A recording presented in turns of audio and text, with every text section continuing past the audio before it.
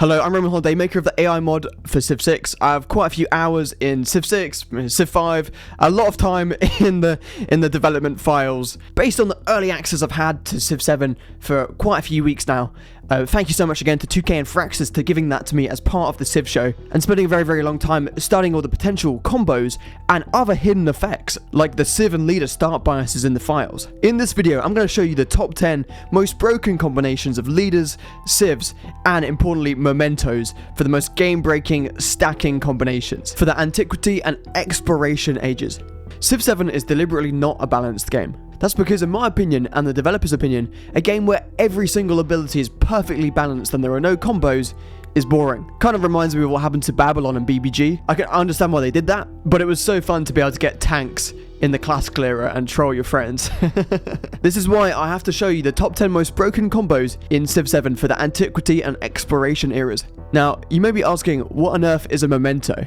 And no, this is not a story told from the end to the beginning in reverse chronological order about a man with short-term memory loss trying to find out who murdered his wife. No, that's a very good film though, you should go and watch it. Mementos are new bonuses that you earn from leveling up certain leaders. And now, when I first saw this, I'm gonna lie, I was a bit skeptical. I'm like, another mechanic to try to make you play the game more. Yeah, it felt very EA, like, I was a bit concerned. Even the leveling up sounds a bit like something you get in Battlefront 2. I was a bit skeptical at first, but having now played with them, I kind of realized that, Civ's a game that you spend absolutely ages on anyway. And what they unlock are very, very OP bonuses that you can get, like a triple combo of the Civ, the leader, and the mementos as well. And I'm going to show you all of the best combinations. But you might be thinking, Roman, I don't want to play 200-300 hours as Friedrich to get the level 9 memento, or to level your leader up to level 40-50 to get the Civ wide mementos. Well, good news, you don't have to, because there's already a mod that unlocks all of the mementos in one click. So yeah, I'll link that in the description. Thank you so much for that. Alright, number 10, we have Tecumseh. This is especially OP in single player, because in multiplayer people might take out city-states, really compete with you for them, right? But in single player, the AI actually gets no influence scaling on the high difficulties, so you can really go ham and take most of the city-states. Now, this is the OP bit. Tecumseh's ability, 1 combat strength for every single city-state you're suzerain of.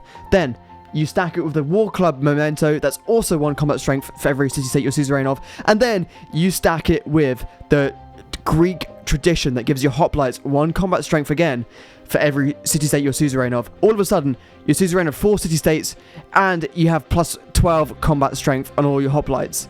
In addition, if you have 4 city-states, that would be 8 food, 4 production per settlement, in addition to 8 culture, as long as you use Tecumseh's ability combined with the Potesk Wat memento. And that will double to 16 food, 8 production per settlement in the exploration age. So with 4 city-states, not only do your hoplites get plus 12 combat strength so they can demolish everybody at battle, at the same time, back at home, your cities are getting 8 food, 4 production per settlement, and you're getting 8 culture from the Greek tradition. This is nuts. And to top it all off, Greece has extra influence from buildings, free influence from their Civ ability, and they get a policy card that gives you 50% towards converting city-states. This is stupid. Make sure to explore as much of the map as possible to beat as many city-states as possible, and this combination will be insane. OP combo number 9, although some may argue this is far, far more powerful than that, is Ahsoka World Renouncer. Why is Ahsoka so good? Well, in Civ 7, there's a city settlement limit, right? So for every one you go over this limit, so say you have 6 cities when your limit is 5 in the Antiquity era, you're going to get minus 5 happiness in all cities. However, this caps out at minus 30 happiness. So as Ahsoka, a super happiness focused Civ, you can actually go just way over that cap and ignore the happiness penalty and just have thus unlimited cities. And because the AI doesn't tend to settle that many cities, especially some AIs go for tool and leave large parts of the map with tons of OP resources unsettled, this strategy is ridiculous. You can just get twice as many cities as the next person. Now, how do you make this work? First of all, Ahsoka gives all buildings a 1 happiness adjacency for all improvements. That's really good. Every single building is getting additional happiest adjacency. That means it can stack if you've got multiple improvements next to one building or multiple buildings next to one improvement. There's also potential for a ton more food if your cities are happy. Then, when you combine that with Meier, that's a guaranteed 6 happiness from the 2 buildings, in addition to the science and culture they provide, another 10% happiness from completing the quarter, and just the 2 happiness already immediately from your unique settler. This is all going to boost food significantly, and you're going to get to celebrations much quicker for that 10% food. Now, here's where the combo comes in. You go for Saki Branch for 25% towards happiness buildings, so you build those 2 buildings and get the unique quarter even quicker. Then you put in Charles Sidoni's Seal for 2 culture and 3 gold on all of those unique buildings you've built, giving you huge culture and gold yields. And then in the exploration age, you swap that out for Kusanagi. Hopefully I said that correctly. That will be giving you 6 culture per happiness building, and you would have spammed these everywhere. 6 culture minus 2 science per happiness building, in addition to the 3 culture and 3 gold you've got on them already from the other Memento. You want to use this to go for a culture victory in the exploration age, and this should be super achievable considering that you're going to have an absolute ton of cities over the city cap, hopefully. Next up is Harriet Tubman. Now, she's one you definitely want to forward settle your friends in multiplayer with, because if they're try attacking you, that +5 war support you immediately get is crippling. And you know I like stacking bonuses. This is where we add in the anti-Machiavel, which gives you another 2 free war support as soon as they declare war. And then Ancus as well, that's 1 more war support that can be either you declare or they declare. Now, if you really want to troll your friends in multiplayer, you could go for Persia, who get 30% towards Gate of All Nations, giving another 2 war support on all wars. So the total war support if they declare war on you would be +10, crippling. But realistically, I'll definitely pick Greece. That free influence per turn on the palace means you can put that into combating the opponent's own influence investment into the war support, especially since the Parthenon building is such a solid creation of influence, especially when you're almost guaranteed to spawn in rough terrain because of Harriet Tubman's strong 20 start bias towards spawning in vegetated terrain, obviously for her other ignore movement penalty ability. That's also OP. And you can put even more investment into espionage actions against your friends, which are already quite an OP mechanic, like stealing technology and hindering their military and seeing where their military are. Now you can put even more influence at half cost into that. Next up is Catherine the Great, another really OP leader. I mean, the list goes on. She's really interesting because she has a start bias of 10 for the tundra, so you're pretty likely to spawn there. And that's one of the things that makes it OP. In fact, you can just settle a ton of cities, spam culture, and then have good science as well.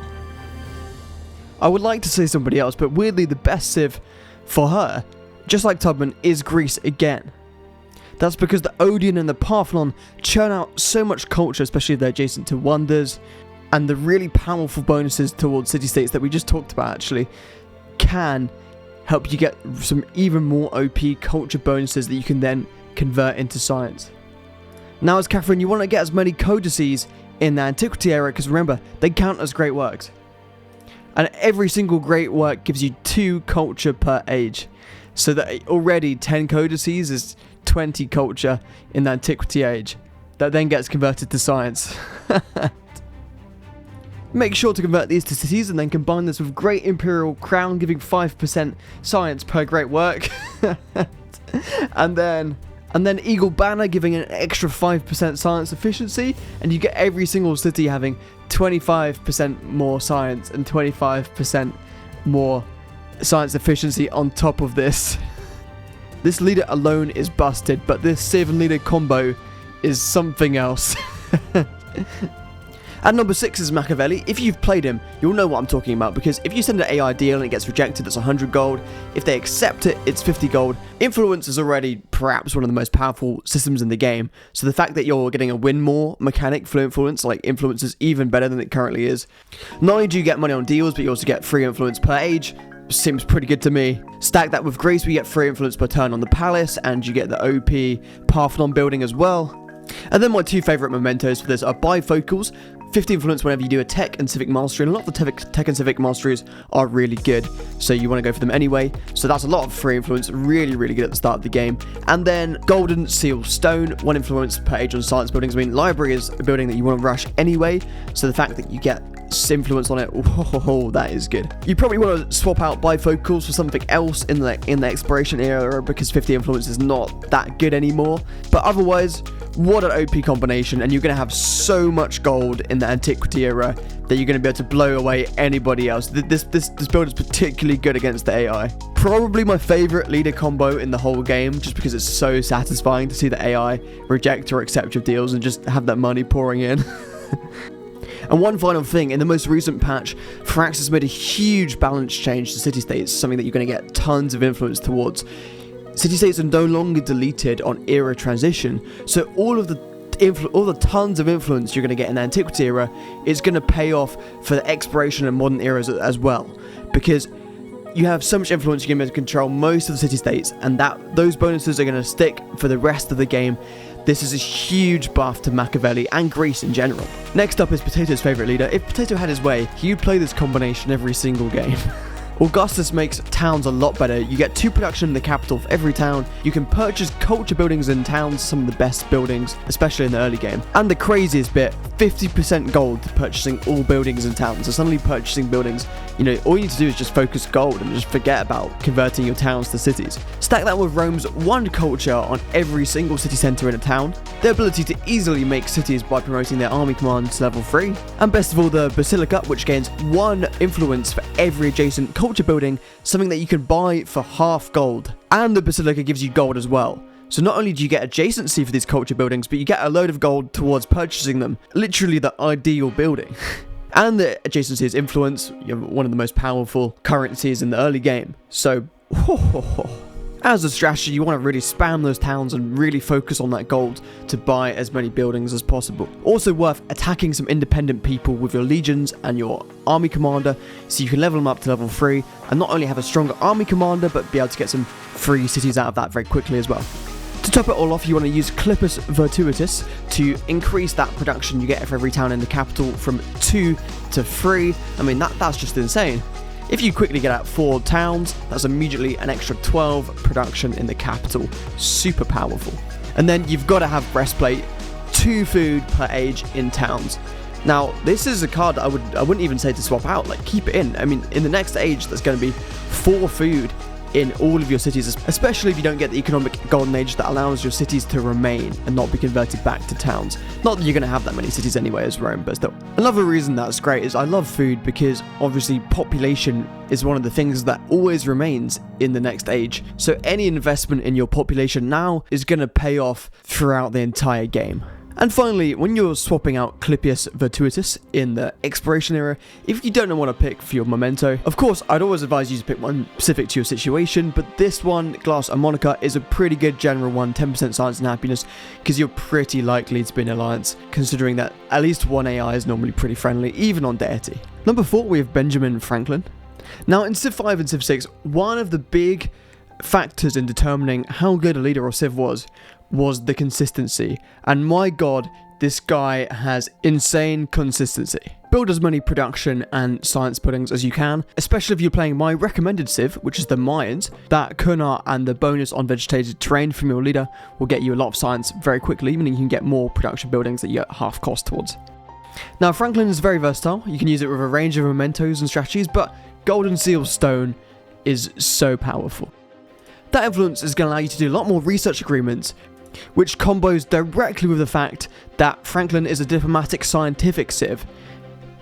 And so you can spend all that influence on a million research agreements for dramatically higher science, especially at the start of the game.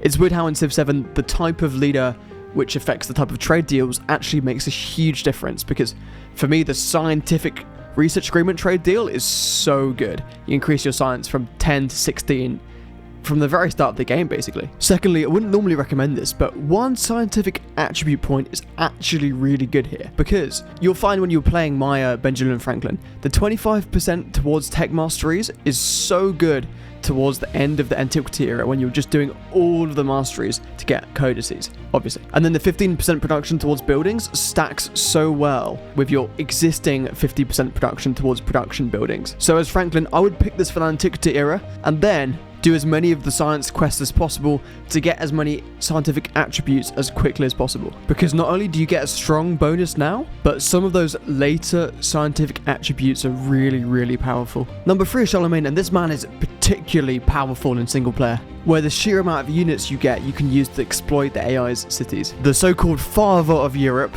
And this is immediately giving me like PTSD back to Basil in Civ 6. Thanks, Carl. So, a Charlemagne, as soon as you unlock any cavalry unit, you get 2-3 of them whenever you enter Celebration. Already, without focusing on it, you can get a Celebration pretty quickly.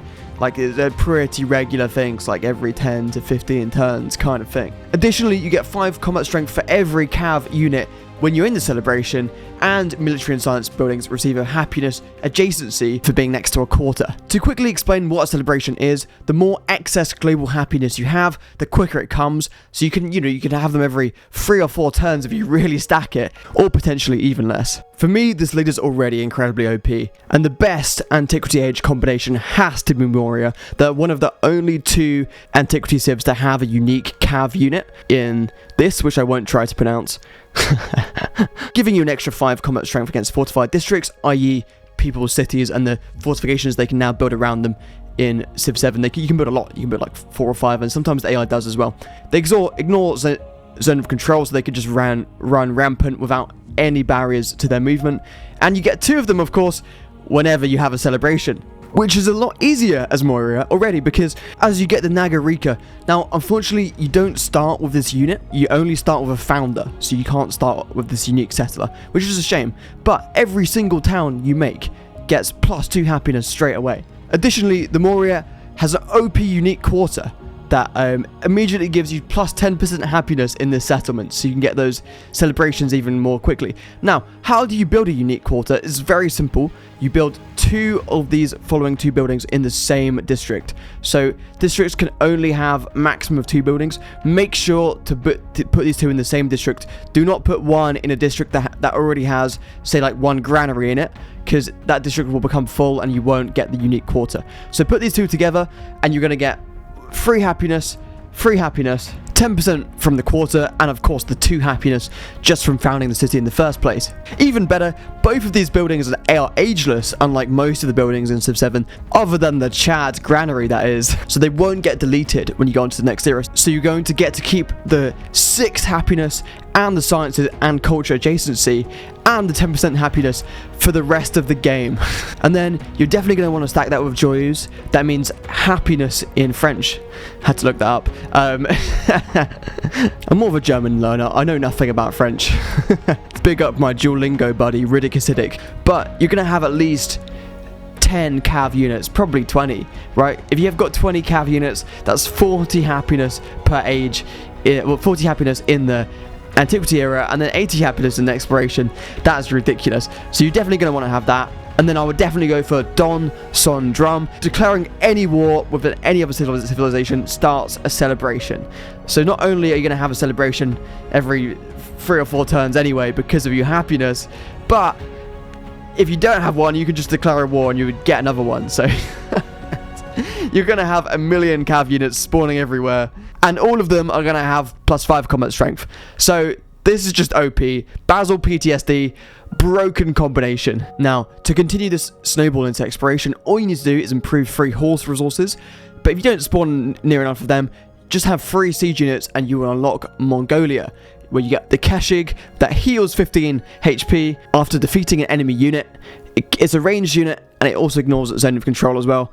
You also get unique army commander that gives a 50% flanking bonus to cav units, one of the strongest combat strength bonuses you can add easily, and you get unique building that restores movement. So if you're playing a war near your own land, you're definitely going to get to just attack over and over and over. You also gain 1 extra military point for the exploration age for every conquered settlement you have on the homelands, which is exactly what you're going to be doing anyway as Charlemagne, so it works perfectly into his combination. You also unlock Normans automatically as Charlemagne if you prefer exploring distant lands, that's your kind of playstyle. And they do have a unique cav unit that gives free combat strength against slower units, and they do have a happiness building, but I do think overall they probably don't play as well into the military playstyle of Charlemagne, so Mongolia would be my recommendation. And finally, the late game combo with all of these celebrations has to be Dojo Onsen. Spiffing Brit actually found out about this. He actually has multi-page documents on every single modifier in the game. Of course he does.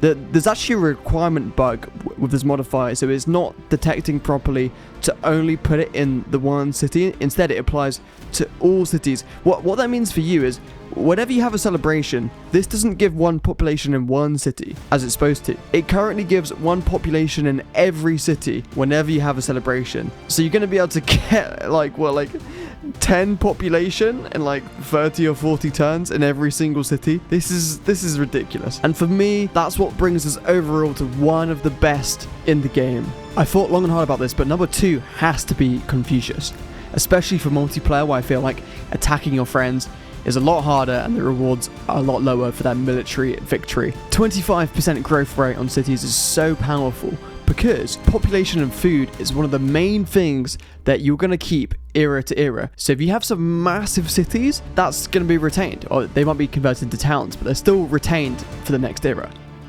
Now, it's a no-brainer to combine this with Goose Societies, because not only does this give you a ton of food, but that adjacency bonus, 50% of it is converted into specialist yield when you go to add the +2 science specialists you get from Confucius very quickly. So a ton of food and a ton of yields. As Confucius, you really want to focus on as much adjacencies for buildings as possible, so make sure to build those wonders, because almost all buildings have an OP wonder adjacency, so build lots of wonders as well. As the Mississippians, you also have the super strong burning arrow unit, setting tiles on fire and providing insane defensive abilities, especially in multiplayer. The Pot Cop will also give you a mountain of extra food, which you can then combine with your growth bonus. For the exploration era, I would consider either picking the Incans or the Shawnee, depending on your spawn location. For Mementos, you absolutely have to pick Brush and Scroll. This is ridiculous. I mean, you can very quickly get like 2 specialists, giving you an extra 10% growth rate on top of the base at 25%. And all of the other food bonuses that you've accumulated. And for the second memento, I would actually go for the expansionist attribute, because the first bonus, 25% production towards settlers, is already really good. And if you can get to the second or third, that's when the Confucius snowball really gets going. And my final tip, this is actually valid for all civs, but even more important here. If you do not get the economic golden age, so you finish the economic victory in the antiquity by getting 20 resources, you don't keep all your cities. In fact, they all get converted to towns other than your capital. You have to make sure that you choose the free switch capitals ability, because that means you actually get to keep 2 cities rather than 1. As Confucius, this is OP because the growth rate only gets applied to cities, not towns. But good to know for any leader, of course. Number 1, we have Lafayette plus Rome. Now, this simple but broken combo gives you absurd combat strength. The basis of this combo is that Lafayette gets +1 combat strength for every tradition in the government, and legions get 2 combat strength for every tradition in the government. So that stacks to +3, giving you a total of +12 combat strength against anything super easily on your legions. To put that into context, going from here, bronze working, to here, ironworking, which takes like the entire antiquity age. In fact, if you have bad science, you probably won't even ever get to ironworking. Going from here to here, tier 1 legion, or tier 2 legion to tier 3, that's only a 5 combat strength increase. This is 12 combat strength already without any other stacking bonuses. Not only that, you can spam the Reform Endeavor to get sometimes more policy slots than you actually have policies available. Rome also has some very nice traditions. Not only that, but his bonuses get stronger into the next age. Although you lose the Rome ability, the amount of traditions that you have keeps increasing, and the effects of culture and happiness on every single settlement are doubled when they're in distant lands. retaining that OP bonus into the next exploration era. And then for Mementos, you're going to really want to stack that combat strength as much as possible. War Club, OP, 1 combat strength for every suzerain. It's actually pretty easy to get suzerain, and the AI does not get yield scaling at all on deity for influence. So you can really just, every single neutral or friendly city-state, well I say city-state, they call it independent people, you meet, you can start that progress of turning them into a city-state. It takes about 15-20 turns, and you can actually convert quite a few. And as of patch 101, patch 2, city-states now remain into the next era, so this is even more OP. You can stack that with another combat strength related bonus, like Rawani or Kron von Friedrich the First. And the crazy thing about this is by this point we're starting to stack super high combat strength, and you're getting to the point where it's exponential. The more combat strength you're going over, the more likely you are to get into one-shot territory. And because of the city cap, military, especially in single player with the AI, is probably already the best strategy by far. You can only have, what, set map cities, maybe say 7 cities in the Antiquity Age, depending on the texts and civics you've researched, right? So if you use this OP stacking combat strength from Traditions and Mementos, you can take like 15 pop cities from the AI, so the cities that you have within your cap are a lot stronger than just the one population city that you settle yourself, and probably have a lot more resources, a really OP mechanic in Civ 7, helping you get the economic resource victory and the military victory very easily. Anyway, that's all I have time for today, but if you're still watching, if you watched the entire thing, you're a legend. Don't forget to subscribe, and I will see you in the next one.